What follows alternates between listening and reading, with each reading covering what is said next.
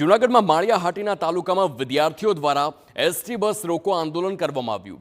માળિયાહાટીના તાલુકામાં ભંડુરી ગામે વિદ્યાર્થીઓનો વિરોધ પ્રદર્શન જોવા મળ્યું છે।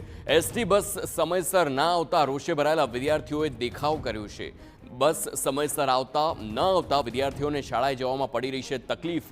સાથે જ ભંડુરી ગામે તમામ બસો રોકાવી વિદ્યાર્થીઓએ ચક્કાજામ કર્યો છે। આ સાથે જ માળિયાહાટીના પોલીસે ઘટના સ્થળે જઈ મામલો થાળે પાડ્યો છે।